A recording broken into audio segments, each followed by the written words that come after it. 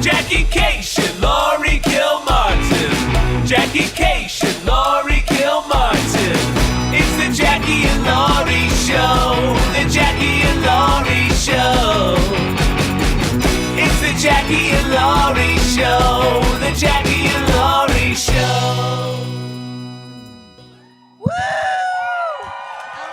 Hello.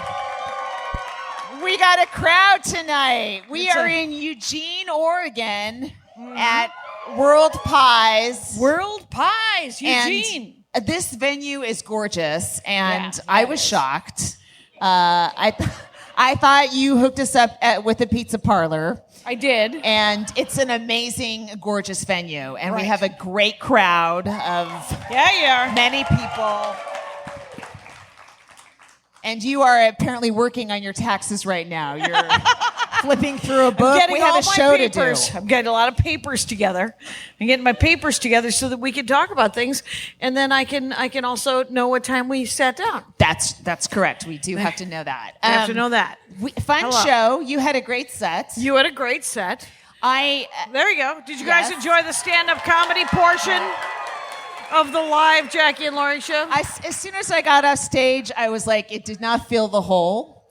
I still feel sad and depressed inside. Oh, interesting. But for the moments I was on stage with you guys, it was a lot of fun. But I went right back to my normal self. As soon as I brought you up, maybe it's because they changed allegiance so quickly. They're like, yay, Laurie, yay, Jackie. And I'm like, wait, I was just fucking up here. How can you pivot so quickly? But they did. I was forgotten immediately. Were you full of rage that you had to go first tonight, and then and because I went first last? What we do is we trade. Yeah. It's like whoever goes first, and then whoever goes second, obviously. But what? That actually made 100% sense, and there was no need to restate it. But what happens? I appreciate your clarity. One person goes up, and then the next person goes up. At the next show. I think they got it. I think they're on board. Really? Okay. But you get to go second tomorrow. I do. And tomorrow's show is at 1 p.m, which is really the best time to perform stand-up comedy. In Portland, Oregon, those people are stoned. It's wake and bake town. That's right. They've been awake since the previous night. It's So, but this was, you guys were great, quite honestly. Yeah, you were an amazing audience, and we had a lovely time. Because we were in Bend last night, and it was a dance club. Yeah. Well, here's the thing. It's fine, but there was I don't think anyone knew who we were or what a podcast is even.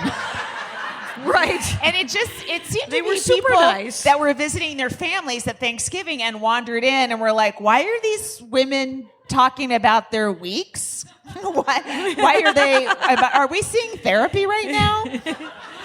But they were that nice. One lady's going to be in Michigan. Good for her. Because there's a point when we plug where we're going to be. Oh, that's right. Yeah. And there were plenty of people there, and some of them knew what they were seeing. A few. But enough of them did not that afterwards I was like, oh, I'm going to talk to as many people in the next show and just go, and we're going to make an announcement, and we're going to do a thing. Get them on board. We're going to make sure everybody knows, because, just if you don't know what you're seeing, the doors aren't locked. I hope you enjoy it, and if you don't, well, don't sweat it.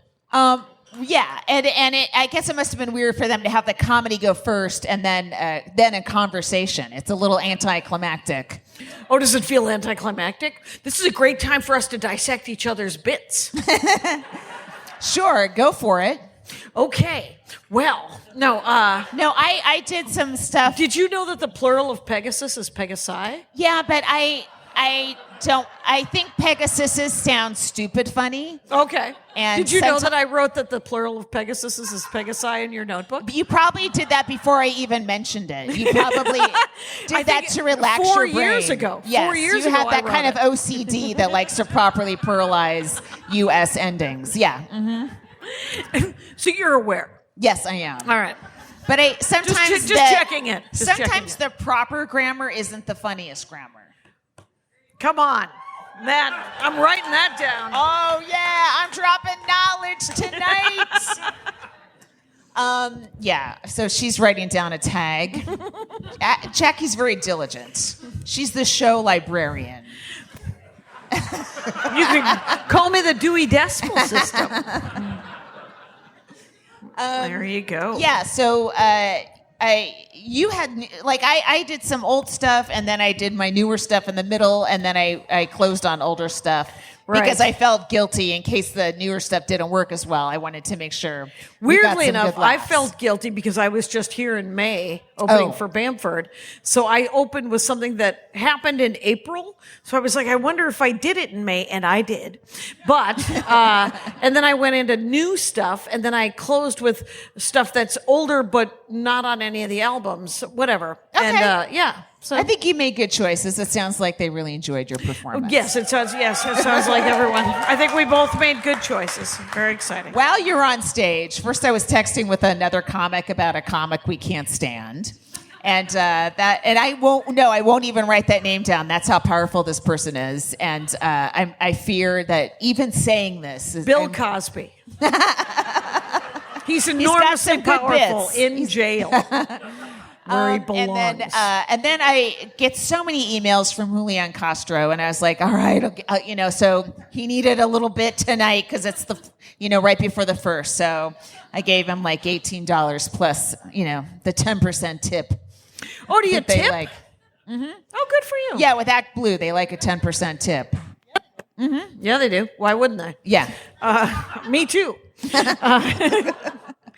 I'm trying to think so I'm talking to my brother the other day, and he was like, did you know that Jay Leno was in a short-lived, they were going to make a pilot where it was going to be a comic he was going to solve crimes while he was on the road. Did you hear about that Jay Leno property? And I was like, they've been trying to make comedians in sitcoms and dramedies for 40 years. Where he's either a serial killer or a private eye, right?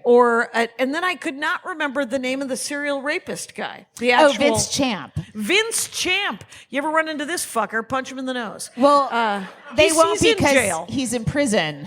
Why is the second topic on our joyful Christmas podcast the serial rapist Vince Champ?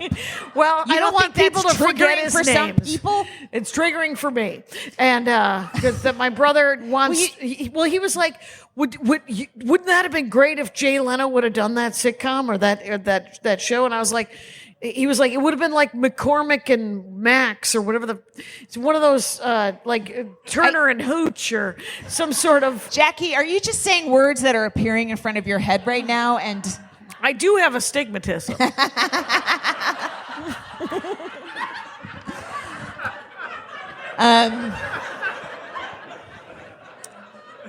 I do feel like comics road time should be better spent than it is. Like, we should be doing something road-wise that would help America. Oh, right? Like maybe picking up garbage? Oh, that's a good idea. It is a good idea. I won't do it, but I hope that others will. You want to make a note? I did a podcast where I was on with a scientist who said that the people are always trying to get all the plastic out of the ocean. Oh, that hurts my heart. Well, he said the way that hold on, let me drink some water from this plastic bottle. Yes. But he said that the real way to do it would be to clean up the beaches, because to go out into the water and try to take it out of the water, it's they're already been incorporated into like ecosystems. Right. But all the crap that blows up on beaches, that would actually help more than anything. Okay. And I was like, note to self. Okay, next. next. 2 incredibly depressing topics in a row from you. What else? I'm thrilled to be back in Eugene. I know I've played is there a Shiloh in here? Okay, I've played the Shiloh in here. I know I've played Misty's Lounge here. There's got to be something like that, right? Is there a lounge at a Red Lion here? Okay, I headlined it, guys. You were a headliner in the 90s. In the mid-90s. Oh, maybe I was featuring back then. It got condemned. That happens by to Dave Tribble, the guy who books it. No, he's not condemned. But he's a guy that books one-nighters all up and down the 5. And right. Eugene was one of... Because Portland would have like a giant club, so he wouldn't touch the Portland market, but Eugene was like the big market on a triple Oregon run. Did you ever do Bend? Didn't you do Bend? Yes, I did Bend. Oh, we were going to talk about Salem? this. Yeah. I had this. I had I had a show in Bend, and then I decided to drive home that night to the Bay Area because it's just like 9 hours. And for some reason, I didn't want to stay over in Bend, and maybe I was right. Who knows what's happening in that town? And it was raining really hard, and I was driving. I was on that. I think I was on 97. I hadn't fed into 5 yet, I guess, and I got behind a truck, and I just stayed behind the truck for like hours, right? And I just followed him, and I felt like he let me. He knew I was riding on him, and I was listening to some. I think it was an Anita Baker song. Yes, it was. It was an Anita Baker song. This Anita Baker is here tonight, and she can't believe she got name checked. She dropped her glass. Anita, you're very talented. Everyone should know your work. But this truck just led me to the 5, and then after that, I was cool, and it felt weird and spiritual. I thought you were going to say you were going to try to pass him, and you saw Large Marge. Did you ever see that Pee Wee Herman movie No. with Large Marge? Every time I would do don't think so. long road trips, and I would be near or around a semi, I would always think that I was about to meet Large Marge. Who's Large Marge? It's in a Pee Wee Herman Great Adventure, I think. Okay. Pee Wee's, yeah. I don't think I saw it. Well, Here's my after his other masturbating scandal, I just couldn't enjoy his work like I used to as a child. Shockingly masturbating in a porno shop. That poor in guy. a porno movie. Yeah. What a nothing Shop? crime, It was right? it was a pretty nothing crime in a place where I think people went to publicly masturbate. Yes, and now I'm nostalgic for porno shops, as you call them. How about porno? How about dirty bookstores? Remember that when Yeah. people used to read about their porn? And then here's the other thing. Anita Baker came up. I opened for Anita Baker. Really? In Minneapolis, Minnesota. Guess who didn't know who Anita Baker was? Oh man. This one. Guess who almost said out loud to someone, so Anita Bryant? Oh no! Very different lady. I have a lot of trouble sometimes with names, and I did not say that to her, and she could not have been nicer. And then she sang her freaking heart out, and she was amazing, as you can imagine. Right. So did there you have to go. close the show afterwards? No. Okay. No, she closed. It turns out I was Anita, opening. Let's hear it for Anita Bryant. Did you do that or something? Oh, that would have been. Yeah. No, what I did love though is that what I did not love is that I only got to stay for half of her set. Yeah. Because I was also featuring at Acme Okay. in Minneapolis. So All they right. were like, "Hey, do you want to go make $250 by just doing 20 minutes in front of Anita Baker?" And Oh I was wait, like, it only paid $250? I think so, and it was in 93, 94. Okay. Yeah, I mean, and it was an in-town. It would probably pay less now because of the way comedy's going. You know? Comedy keeps paying less and less. Or exactly the same, but it turns out there is inflation. Yes. Gasoline, for example, has not gone down. And yet we drive. Right. Yeah. Wow, you've given us a lot to think about tonight, Jackie. They call you the philosopher queen for a reason.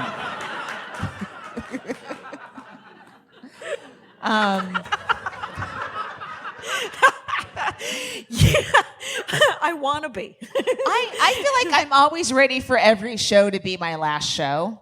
Like if, for example, tomorrow all of a sudden I had polyps on my throat, I could never talk again, I'd be like, all right, I went out on Eugene. That wasn't bad. Okay, that's fine. Here's the good news. You could always write. Both of your books are actually quite funny, which is not commonly done in stand-up comedy because I'm an asshole.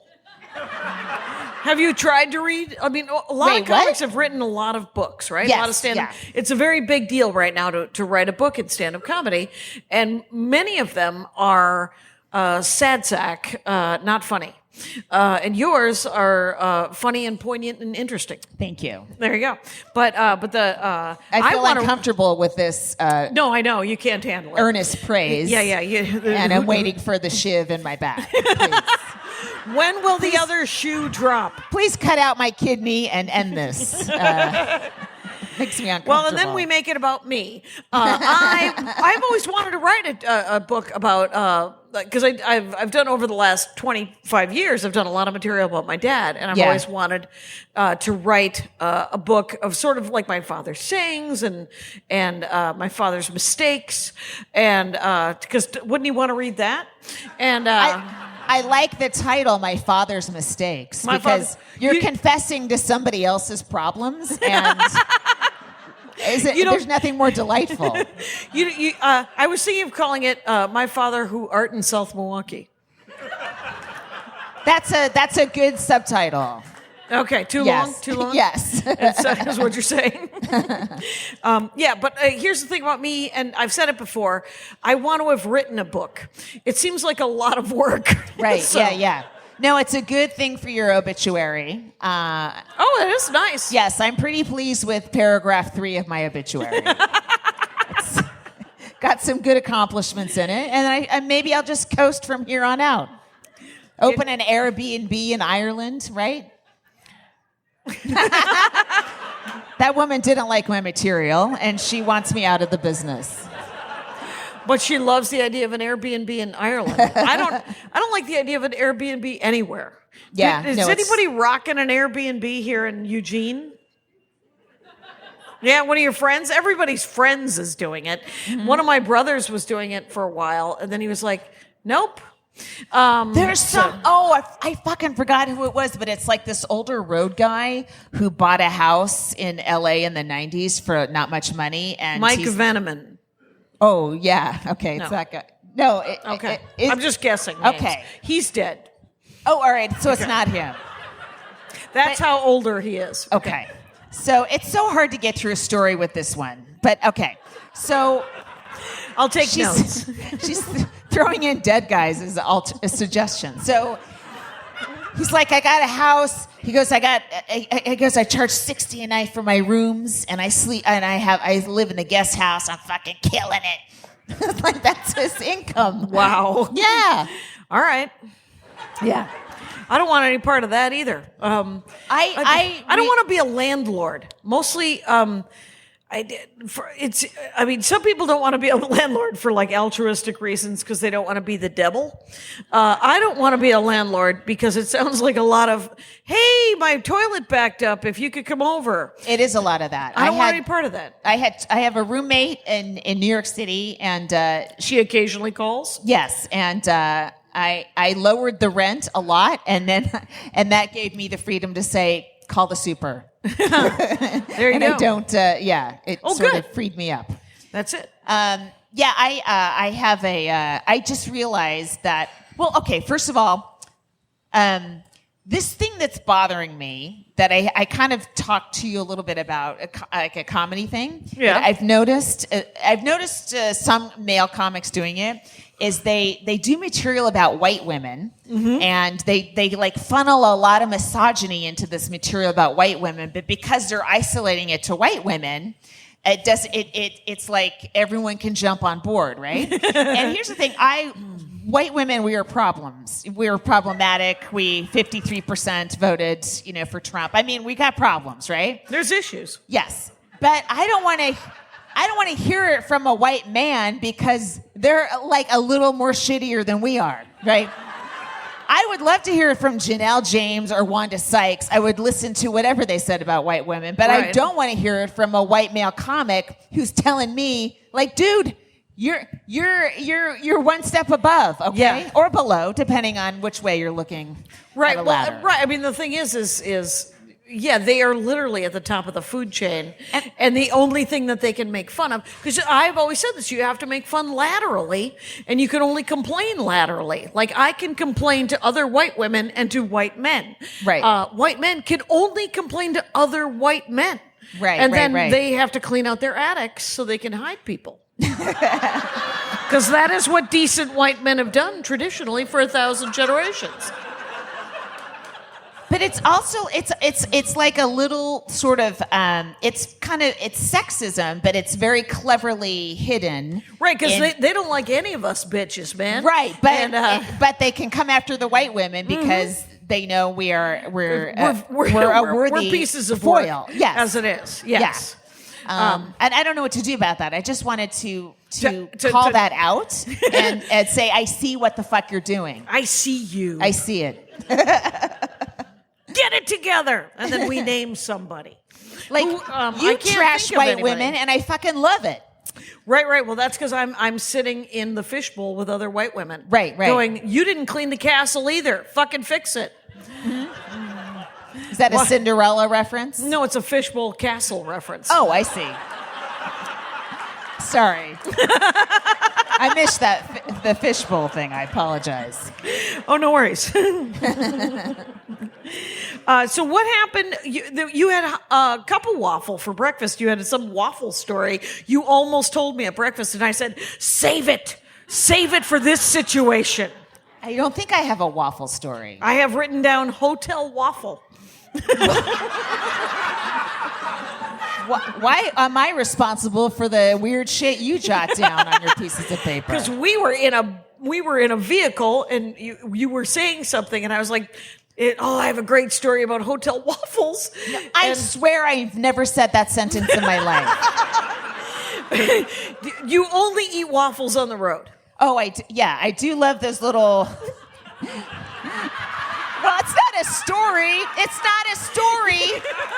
Sorry. There's no serial rapist in it. I know that's your condition for a good story. I am vindicated.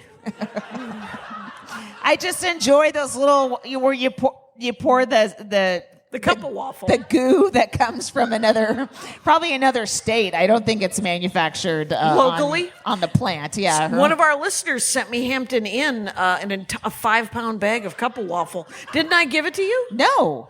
Who did I give it to? What person do you think you've been talking to about waffles? For and why 4 do you years? think it's me? Well, because I don't know that many people who like cup of waffle that are over the age of 11. They're pretty good. That's what. And you don't have to spray the pan that you put it on. It's that thing that flips over. The waffle maker. It's a great invention, and I wish I had one in my home. Attainable goal. Christmas is coming up. You could ask for it. I will say I love this gig. Right? I love this gig. We're staying in the only hotel in Eugene that has vacancies on the night of the biggest football game in Eugene's history. It's perhaps not the best hotel we've ever stayed in. They mean well. And I'm sure all the good ones were booked up. I get it. I get it. Well, the still in the parking lot was a lot. The what? It was like a still. Did you see that? A still? What Yeah, do you like mean? Somebody making some moonshine, some booze, some hooskow. Oh, okay. That's the prison. I thought you meant a graphic that went on television. That's a still as well. That's right. You're in show business. That's I right. forget. I hate to bring it up. Yeah, I mean, but that's fine. Well, you also have I have written down a fancy hotel that you stayed in Seattle. And their robes. They had robes. She loves a robe at a hotel. I'm a robe aficionado. Do you buy them? No. Okay. Do you steal them? Well, you can't because they'll charge you. Right. Okay. No, I wonder if you could steal them off the cart. Why do you keep fantasizing about stealing things? Because I was raised by Elliot Cation. The mistakes my father made. Maybe you should write a book that could only be shoplifted. Right? That would be a great honor to Elliot and yourself. An homage. Yes. Per se. No, I stayed at this place. It's called Stay Pineapple. I don't want to do a hotel ad, but it's a very pineapple obsessed hotel in Seattle, and there's pineapples everywhere. And they had a yellow pineapple robe that I really I don't know. I can't stop thinking about it. It was the color of pineapples? Yes, it was. Yes, of a good pineapple. Yeah, and decorated with pineapples, like the pattern of a pineapple, the hash. Mark kind of business? I don't know, Jackie. Okay. Listen, again, I wasn't going to bring that one up, You told me to write it down in the car. Maybe don't listen to me when I'm in the car. Okay. I'll write that down. Oh, that's for tomorrow's podcast. Here's the thing. We didn't think, like, we're doing 3 in a row. Right. And we fucking talked about a lot of comedy shit last night, and we're like, wait, we ran out of shit, and we've got a full audience to entertain. I did read the entire article in the Hollywood Reporter, a whole article, you guys, about Louis C.K. performing in Israel. Right. And the headline was ridiculous, but the joke itself was just, I didn't mind. Like, it was just a throwaway line. It was clearly it really was. He didn't write a joke, because the headline said Louis C.K. would rather live in Auschwitz than in New York City. He says in show in Israel. Yeah, he tells Israelis he'd rather live in Auschwitz than New York City. And then buried in like the 5th paragraph, literally he just said that he hated New York City now because he went out to lunch and someone sat next to him, flipping him off the entire lunch while he was trying to eat in public. Someone. Who could it have been, Jackie? I like that you point at me like I would recognize Louis C.K. in real life. Anyway. Of course you would. I don't know. I barely recognize you. That's true. That's true. I have you confuse me with your waffle pal. But the punchline, I guess, was something along the lines of, now, not when it was open. Yeah, it's just a quick throwaway line, but they yeah. acted like it was an actual conversation he was having. It was a political statement. Right, that he was running for election, for political office or something. He felt as oppressed as the people of Auschwitz. Yeah. But he kind of did mean that he felt like the people of Auschwitz by saying that to begin with. But and comedy is hyperbole, whatever. Sure is. I just learned that word last year. I like to use it once a podcast. All right. Well, no reason not to be didactic. Boo! Did you ever do a comedy competition? Did I ever do in 1985, I did a comedy competition. It was the Johnny Walker. Oh, I remember that one. And the first prize was $1,000, and the second prize was a black satin jacket. And I came in second, and my friends had to wrestle the jacket away from me so that I would not wear it. It was awful. It was one of those, like, a disco roller skating jacket, right? Yeah, with the sort of the gathered. It was bad. Yeah, it was. It was a gathered sleeve and waist. And it's never a jacket that looks good on a woman. It never looks good on a woman. It was a bomber jacket, right? And it looked douchey on the dudes in it. But I gave it to Stan Jensen, who was sort of the perfect looking, like he had the perfect body for it. And I was like, look how cool he looks. I would look like, and they're like, no. You would not look anything like Stan Jensen, Jackie. So Stan Jensen was the winner? No, Stan Jensen was the man who wrestled it from me. Oh, I see. He was going out with my friend Karen. They got married. They have 3 kids. Okay. Anyway, who won? Don't know. Okay. It might have been Eric Alver, who used to wear pajamas and carry a doll on stage. Yep. Yeah. It's just good writing. You know what? There's a comic named Tehran who wears a robe on stage at the Laugh Factory, and I'm like, I'm so close to this. This is gonna be me so soon. He looks so cozy and comfortable. I don't want anyone on stage to look more comfortable than I am. It's like trying to go see a movie where everyone's having more fun than I am. Like, do you ever see Ocean's 11? That's every movie to me, including Schindler's List. Laurie Kilmartin tells audience that victims of the Holocaust had more fun than she does. And she was cozy. They were cozy looking. None of that happened. I did San Francisco twice. Oh, that's because you lived there and you didn't have to put yourself up. Was it right? Well, San thank Francisco? You for diminishing my work and effort. Yes. No, okay. but here's my question. Did you Because I've only heard rumors about the San Francisco Comedy Competition. It's like legendary. Yes. Did you do it in the legendary times? I did. Yes, I did. Yeah, I got the highest I got was 12th, and who got 13th was Shang, but he since has surpassed me monetarily, so he won. But when I did the Seattle competition, have you guys ever gone up to that one? No. Okay. So John Fox holds both competitions, and I slept with one of my competitors in the Seattle competition. Well, at least you didn't sleep with a judge, huh? That would have been a way to. Right. That's true. Right. Did I weed off? I'm so sorry. You're not fun to talk to. That's the honest truth. We're over 200 episodes into this thing. Oh, did I tell you I got it? We're very comfortable being honest. But here's the thing. I slept with this guy, and he was a New York comic. I'm like, oh, I'll never see him. And then I never actually did see him. I think he left the business. It might have been my blowjobs that chased him out of stand-up. But I do remember he was obsessed with buying a bed, like a sleigh bed, and so we kept going to different. During the day, we had shows at night, and during the day we kept going to different bed frame stores in downtown Seattle till he found the one he wanted. I am picturing something very different. I don't know what a sleigh bed is. Do you know what a sleigh is? Like Santa's sleigh? Yeah. Okay, so it looks like that. Oh, really? That is exactly what I thought it was. Yeah. It's just literally a weird sleigh-shaped bed frame? Yes. But why is that the thing you're focusing on? Well, it's either that or the fact that your pussy snapped off his dick, and that's why I had to quit the business. My God. Well, that's filthy.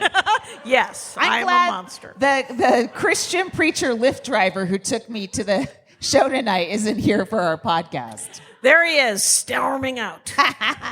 No, did you have a Christian? I had a Lyft driver, and he found out, or somehow comedy came up. I didn't lie. Sometimes I lie. I didn't lie. I try to lie, and then I get tired. And he said he wanted to do comedy, but he's a preacher. And I was like, ooh, this might go in a bad direction, right? And then I said, well, who are your favorite comics? And no. Yes, I did. And Trevor Noah. Okay. And Fluffy, Gabriel Iglesias. Sure. And then he mentioned a few more men, and I was like, any women? And so that happened. Yeah. But then guess what? He surprised me. He goes, that lady from Australia. And I'm like, Hannah Gadsby? He goes, yeah. Well, there you go. Yeah, so I enjoyed being surprised by my Lyft driver. I was expecting the worst. I was expecting Lucille Ball. Right. Oh, right. It's just like someone I'd like to pick, like Mae West. Yeah, like they have to go back 100 years to someone who's not a stand-up when they describe female stand-ups they love. Right. Statue of Liberty. I loved her work. That thing's so funny, that arm up. She was always giving that guy the light. Anyway, bam. Wrap it up. I got an email from a fan who would like us to number our episodes. Okay, well, I'll tell Kyle. I don't have a feeling either way about this. All right. Okay. What about taking a break right now? Hello, this is Amy Mann. And I'm Ted Leo. And we have a podcast called The Art of Process. We've been lucky enough over the past year to talk to some of our friends and acquaintances from across the creative spectrum to find out how they actually work. And so I have to write material that makes sense and makes people laugh. I also have to think about what I'm saying to people. If I kick your ass, I'll make you famous. The fight to get LGBTQ representation in the show. Mm-hmm. We weirdly don't know as many musicians as you would expect. I really just became a political speechwriter by accident, realizing that I have accidentally pulled my pants down. Listen and subscribe at MaximumFun.org or wherever you get your podcast. It's like if the guinea pig was complicit in helping the scientist. Can you tell me where we are financially? Financially? I don't know what's happening. We're at 33. which There we means go. we should do Comic of the Week. Yeah, there we should. So we do a thing. If you guys listen, we have a Comic of the Week. We've done it every week for over 200 episodes for 4 years. Yep. And they coincidentally happen to all be female. Right, there's a lot of comics. It could be anybody, but weirdly enough, there's a lot of women comics who are super good. Yeah. So you should see Rachel Fogletto. Fogletto. She lives in Philly, so Right. it might be a while before you see her. Right. But she's super funny. She'll be on the road too, but she'll be, probably out here at some point. But she's also on YouTube and and on Twitter and stuff. And Twitter at Rachel Fog, Fogletto. Yes, Rachel Fogletto. Yeah. So if you get a chance. We both worked with her at Helium. You worked with her at Helium, and I got to meet her at Helium because I opened for Maria Bamford. Okay, right. Yeah. It's always but it was really great. She said that we had met before, of course. And you didn't remember? No, my God. I have that thing. Yeah. It's Right. astigmatism. That's it. I don't It's know also if it's called astigmatism. It's a self-absorption. Yeah, I think it's more that. I would love to say I have that facism, which is not fascism. But I also know that I have literally, I feel like one time I figured it out. There are 600 people that I recognize in life. And some of those people, I don't see that often, but they got a slot. I don't know why they got a slot. So if you say Mark Maron is an archetype, right? So there's a lot of guys that look like Mark Maron, but Mark has his place, and so I can't remember their names because I've committed to Mark Maron in that slot of the glasses and that kind of beard and stuff like that. Yeah. Oh my God, the bearded youth movement of the middle 2000s.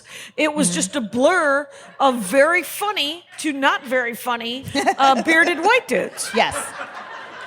And there was a hoodie, there was a pair of jeans that didn't fit well, and now you're describing me today, but yes, in general, no, it's embarrassing, and I keep doing it. I keep. Oh, this was mortifying. Oh my God, what happened? Oh my God, because I do it with a lot of white people too. I just like to point that out first. Ooh, a disclaimer. Who doesn't want to get involved in a disclaimer? But I do it with white comics as well. But it happened that I was at the Write-Off Room, and Charles Greaves runs it, and he's African American. And there aren't many African Americans at the Write-Off Room. It's in Woodland Hills. That? It's just a room. It's a room to go up and do stand-up in LA. I walked, but there was one other African American man there, and I walked up to him and said, "How much time am I doing?" And he said, "I don't know what you're talking about." And then I went, "Oh, I'm so sorry." Right. And Charles watched the whole thing and laughed at me. Well, at least there was a witness. Yes. Holy smokes. Yes. It's because I'm not as careful with white people because Well, you whatever. described him as an African American, right? Which you could have just said they were both black guys, but you wanted to make sure that you were super respectful. Yes. Yeah. Is that okay? Can I be fucking respectful? Yes. Thank you. I'm in favor of it. People are shocked that I'm respectful. What's happening? There's a lot of glasses crashing tonight. But no, I always try to be extra careful when the person's not white because I don't want to be that white lady. But fuck, I was that white lady. You were that white lady. I'm often that white lady with white people, and they just suck it up. They get weirdly enough. I've had white guys who run rooms that I'm like, who's running it? And then they're like, we've met 13 times, and I'm like, it's true. I bet it is, and they'll sometimes get mad at me, but most of the time they get. I meet so many people. We both meet. Oh, so here many we go. people. Here we go. Now Well- she's talking. Yes, Jackie. Your I- jet set life. My jet set life. Let me pick that name up that I've dropped that I can't remember. I wish I could remember everyone's name. That's supposedly it's a big deal. It's a really good thing to have if you want to run for office. Right. And then sometimes they have those people who walk next to them, pat, and then whisper names into their ears. I would like to afford that person. I think when someone remembers everyone's name all the time, I feel like they're a molester. Because that's the thing you want to do if you're grooming somebody, right? Like that's a technique, a politician or a molester. So if I can spin our disorder, you know what? At least you're safe around us because we don't even know who you are. So we're not going to grope you and grab you and try to groom you. Right, we're just going to brush past you rudely. And you'll say, but it's me, your cousin.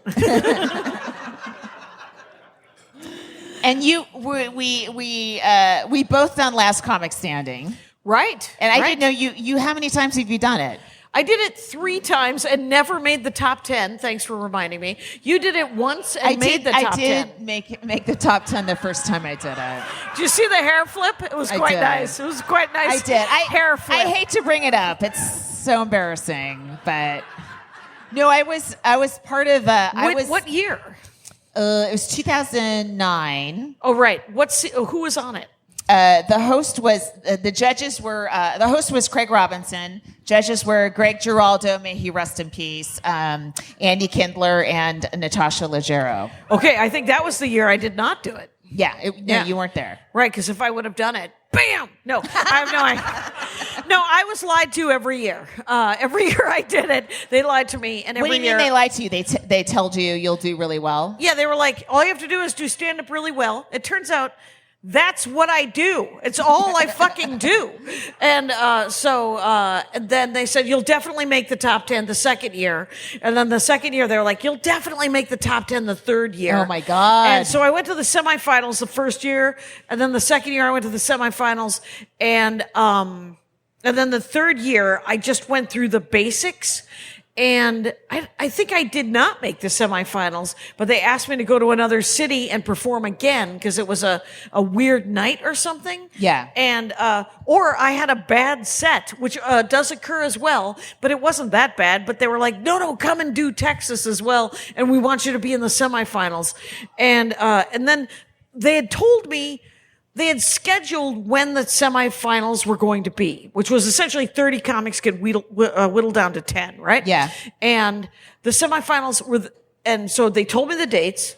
I booked my honeymoon around those dates. Oh, and then no. they changed the dates.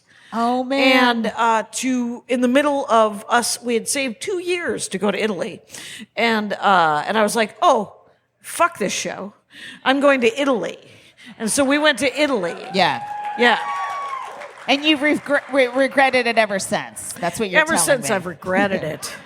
I thought to myself, when? But the greatest thing that happened to me. Absolutely. But you cannot believe what a reality show producer is telling you. They're going to tell you anything possible to get you to do their show. And right. then they start That's the whole job. Yeah, then they start to make a show. Right. And if you're a dramatic storyline that gets cut, that's exciting. Yeah, I tried the second year, I tried to be weird. Yeah. Because the first year I was told that I was way too sane. And I was like, okay. Can I just say, they're not compelled by us. The people who are cleaning up the loud kitchen? shit happening in the back. Yeah. Hey, can I get a root beer float? I'm at World Pies in Eugene. They're making loud popcorn. That's what it sounds like. Yeah, it gets a little loud in the end. Yeah. But if anybody wants to get me a root beer float, by God, I would drink it. Yes. Oh, look. Someone's looking into it. It looks like Kai's on it. Oh, you're fucking on it? Yeah. All right. So what were you saying, though? No, so so the first year, Gary Marshall was on was one of the judges. Yeah. And he said the nicest thing that they didn't air. Yeah. Yeah, why would they? And he said... What did he say? He said, you're very talented. And by the way, I've had that tattooed on the inside of my eyelids because I freaking love Gary Marshall so much. I loved both Gary and Penny Marshall to death. And so for him to have said that was amazing. But The other judge was from Saturday Night Live. Yeah. And a black A cast guy, member? African American. Yes. Tim. Somebody. Yes. Yeah. Tim, I forget his last name. Instead, they showed him saying, "Where are you from?" And to you? Yeah.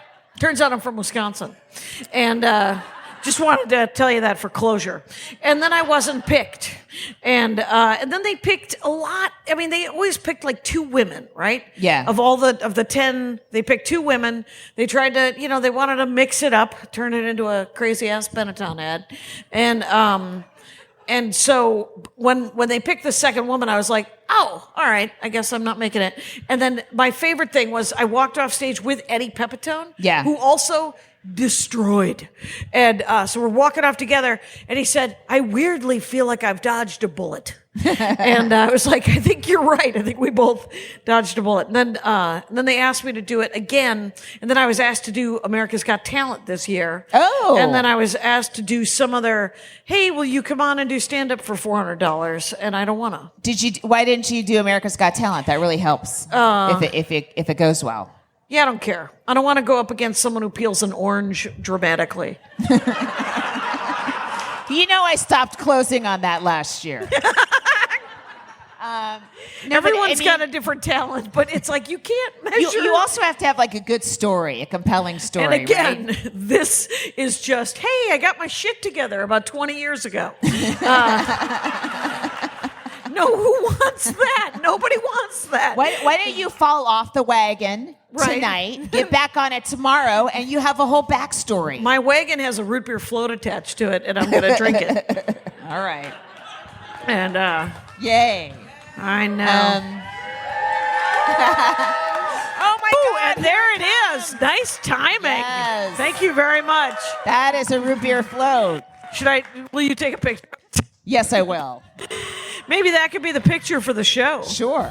With me doing this. Thumbs up. Hold on. Or I would do okay, except for that the fucking white supremacists have stolen they ruined it. It's true. It's true. Why don't they shove it up their ass? Shit, I made a video instead. Sorry, I'm new to technology. This is a real clock eater. Let's do another break. Tell me what the time, where are we at time-wise? We're like at 43. Wow, guys, seeing the sausage, how it gets made. It's pretty exciting.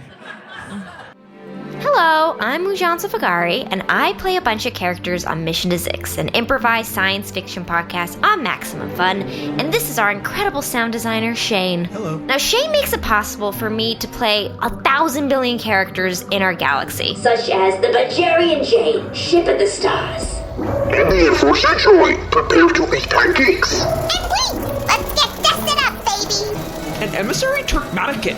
Hey, I just got another app. And the horrible life. Oh, also there are 5 other cast members, and I'll give them just all a second to say hi.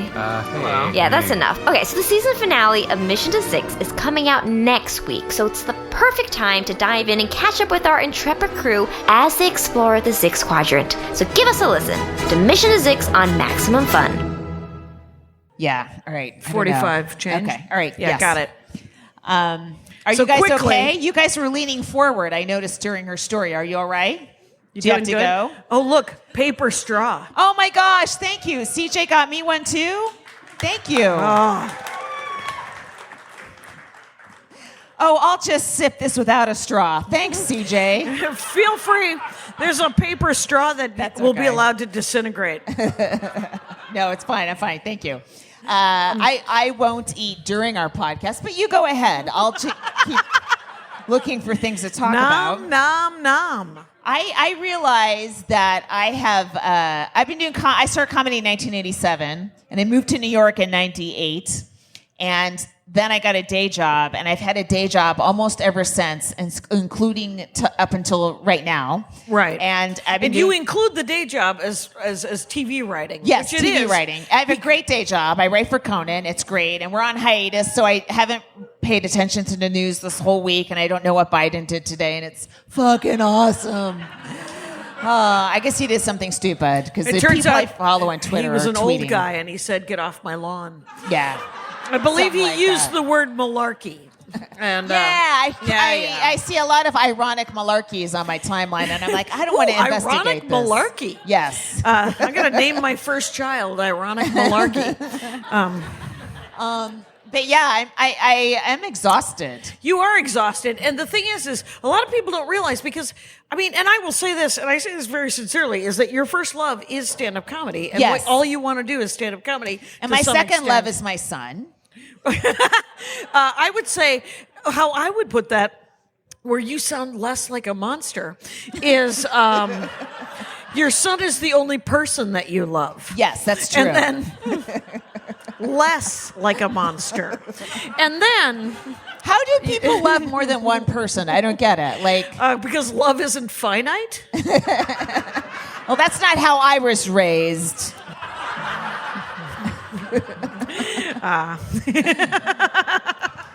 But yeah, I don't know what to make of that information, but I hadn't thought of it that way. And when I first moved to New York, you have to have a job to live there. It's so expensive. Right. And then I got a job on Tough Crowd, a writing job, and that sort of segued into that.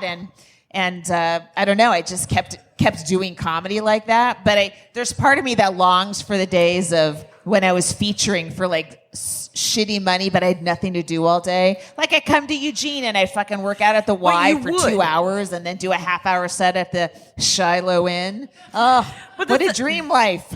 Well, except for that's not what it is anymore, right? I know. mean, because I spend probably my phone would fucking tell you how often I'm on social media. Plugging. But you have to. Right, that's part of the job now. It's like, this week, you guys, I'm going to be at Acme in Minneapolis. Feel free to come out. Starting tomorrow night when this one drops. And then the following week in Madison. Anyway, so all day long, it's that. And me trying to figure out how to use Spark so I can make a picture into a poster and put it on Instagram. And I'm like, I don't know. Bam. And my thing is like I can learn it and then I forget it, like because I don't do it again for a week. So I have all these written instructions taped all over the place near my computer of how to do shit in iMovie and all that. It's just I'm like, oh, I'm becoming my dad. I'm just printing out shit and taping it to things. Oh, enjoy. Enjoy that bite. Let me see what else we got here. I will say that I tried to move to New York. Yes. In 1989. Yeah. And all that happened was I ended up hating that song of Sinatra's With the Power of the Sun. Right. If you can make it here, you can make it anywhere. I fucking still to this day hate that song. Because I couldn't make it there. And, well, how long, first of all, you stopped recording, so now I don't know how long we've done. Oh, well, they're going to light us at 5. Okay. All right, cool. But where did you try to live? Like, let's analyze your mistakes and let me tell you how you could have done better. Well, first of all, it was 1989. Okay. So there were only bringers. You couldn't bark. Oh, the shows. Yeah. Right. So I couldn't get up on stage. And because I knew 2 people. So a bringer show is you have to like bring 10 people to see you perform. And so comics don't know people. Comics are uncomfortable around people, and so even if you find someone that has 10 friends, you're immediately suspicious that they can't be funny, right? Because if you have the ability to have 10 friends, why would you do stand-up comedy? Right. And if you're 26 years old, do you have 10 friends that have $40? No.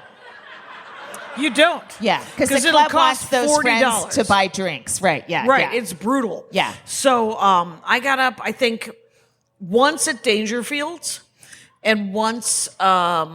Dangerfields is an incredibly depressing room. Oh, it was crickets. It was literally like, it was terrible. But I love it. But it can be... Well, you probably got a normal... it's like a bridge and tunnel kind of crowd in a way where they don't go to any other comedy clubs, and I guess they think they're going to see Rodney still, even though he died a while ago. But they always look disappointed that Rodney's not at Dangerfields. So yeah, that's a tough room. If that's your first room in New York City, that's a tough one. That'll send you home. And the Boston Comedy Club. That was the other one. That's another one that'll send you home. Yeah, it sent me home. Is what it literally did. And I was living with my friend TJ and Tom, who were living in Weehawken in a one-bedroom. They had just gotten married. There was no door on their bedroom in a one-bedroom apartment. They were newlyweds. I was living in their living room. And in Weehawken, just down the block from the statue of Alexander Hamilton, and it was, and I had just read the book Burr by Gore Vidal, so I thought that Alexander Hamilton was a bad guy. Is that where you learned didactic? Possibly, Gore Vidal. Amazing. No, I want to take a sip. Keep talking. Okay. So good. It's really good. So I had a day job. Yeah. I got because I had my degree, so I could get like this temp job at an insurance company, adorably called Chubb Life. Oh yeah, and that's right.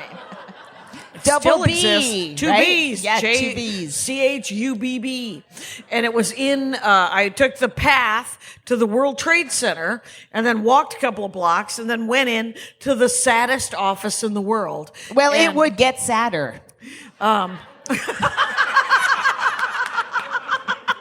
Every office at the World Trade Center got a lot sadder.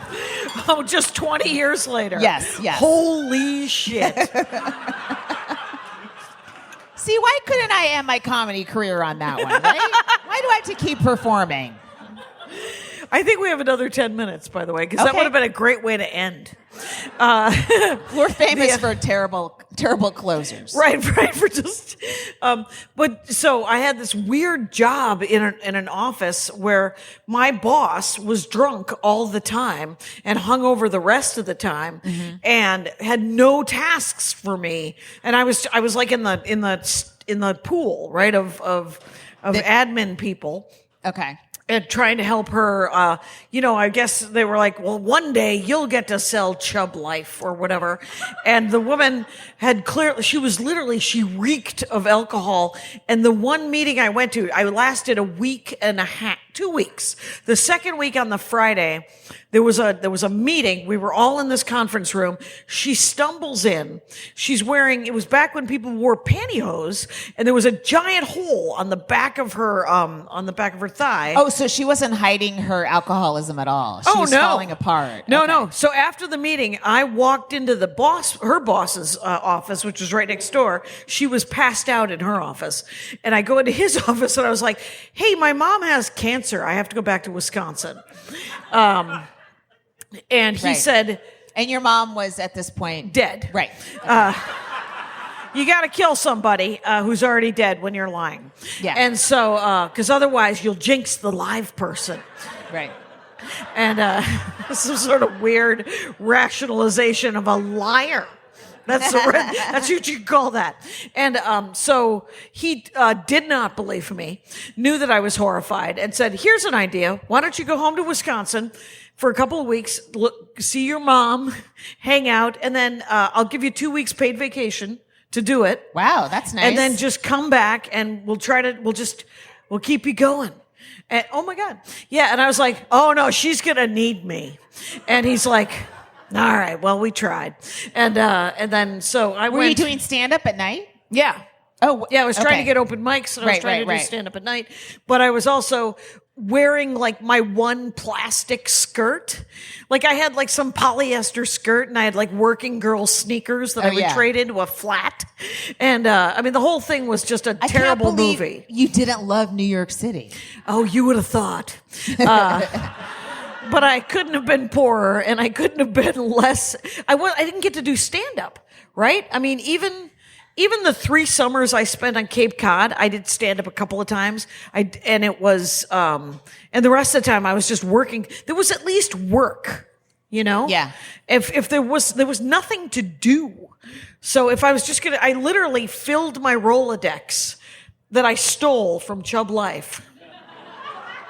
I stole a Rolodex, which I think is still somewhere in a closet, with people's telephone numbers that still exist. And I was making it. And one bunch day, of 212 numbers. There was that's old school. That's all too well. They were all friends from. I would just type all them out and I'd put it in and I'd get a plastic thing and I'd put. I mean, it was mind-numbingly boring. And at one point, I was looking at a picture of my brother's wife, my grandmother, and my nephew sitting under the grapevine in Wisconsin in my grandmother's backyard. And this woman who worked at the next desk over, she was like, "Where's that?" And I said, "It's in my backyard, my grandmother's backyard in Wisconsin." She's like, "If there's a place that exists like, what are you doing here? If there's a place that's like that." And 2 days later, my mother had cancer. Oh, that's a charming story. About theft it's full and of charm. lies. Yes, just and a all longing kinds to of, go home. And then and so it was much better. So when I moved to LA in 96, I think. Right. But at that point, you have 8 more years of stand-up under your belt, so you're a much better comic. Well, yeah, I moved to Minneapolis in 90 and did stand-up most of the 90s and did the road, hardcore, and just did 35 weeks a year, just driving around. The Midwestern version of Dave Tribble is a guy named John Yoder. Oh, yeah. And a guy named Ken... I know who you're talking about. Yeah, Muller. Yeah. Ken Muller. Yeah, Ken Muller, yeah. And so it was. That's when I was driving around. I can't believe we didn't crash into each other on 80 at some point. Well, I never made it that far. The furthest west I got was Minot, North Dakota. Oh, okay.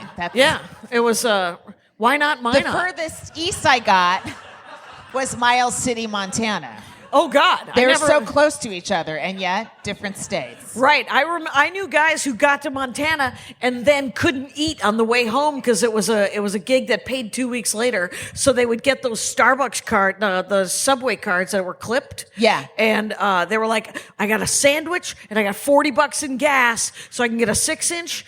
Drive as far as fill the gas tank, get the next sandwich, 6-inch, and then I'm out of cards and I'm out of money, and then yay, Minneapolis. Just hungry features pulling into the Twin Cities. Right, just hoping that their brothers lived there and they could go over to their homes, which is what I did. That's why I moved to Minneapolis, because my brother lived there and I knew I could at least eat at his house twice a week. And then he loved that I moved there because he had 4 children. And he was like, "You know who's going to be great? Aunt Jackie. She could do a lot of childcare." And so it came to pass. I don't know that I'd put you in charge of my child. A lot of people did, and that was mixed reviews. Because I used to have... I had a Toyota Tercel. Yeah. That started... I had a Toyota Tercel. A wagon? Yeah, a 1983. No, not a wagon, a little tiny one. Oh, I had a wagon. Oh, shit. And it had a seat that would fold down, that young Cole Schuster at the time, who I was babysitting for, called the jump seat. And he sat there. He liked sitting there because I didn't make him... I was like, "We're just going to the corner. You don't have to wear a seatbelt." And come on. It was 1998. No, car crashes didn't kill you back then. So no, that's good advice. It was right after 2011, and that's when cars really started getting dangerous. Yeah, and but that car was a great road car. I loved that car because it started in 50 below. I remember that Minot Grand Forks run that ended in Mankato. It was terrible. It was, and then I was on the road with some guy who wore a blousey shirt. Remember? I can't remember his name. Like the Seinfeld blousey shirt? Yeah. Okay. Who was it? Grown up man. Can't remember his name. All I know is that does he have an Airbnb in Los Angeles right now? He might, but he would do 45 minutes of essentially bitches, man, they're the worst. Yeah. And then he would do 15 minutes of men are the worst, aren't they? And then he would tell jokes about how men like to keep the remote. But the first 45 minutes were just about how women only wanted your money and they wouldn't have sex with you. And so by like day 4 of this run with this guy, I said, "Who are you dating?" And he said that he was dating, his girlfriend was a stripper. And I was like, "Oh, and women are just interested in money? Maybe you date a librarian and talk about books." She liked to read a lot. Yeah. But he would also try to get laid every night. Do you ever work with one of those guys? Oh, yeah. Uh-huh. It was so gross. I mean, I try to get laid every night as well, so... I could usually last about 5 or 6 months, and then I'd be like, is there a compost salesman? Anyone? Just some guy playing through. I can't have... I can't wait for... someone who doesn't live here, because I'm going to be doing Dubuque again next year. So... But I want there to be a time where women comics get laid hard after the shows. Like, it's still not... And this will make for awkward post-show conversations, but it's just not there yet. But soon, there'll be a bunch of guys, a generation of guys who want to fuck funny women. And then we will have won. All right. That's it for us. Thank you guys so much for coming down. You've been great. We'll be over there. We'll sign merch if you want to buy anything. Thank you so much. Good night.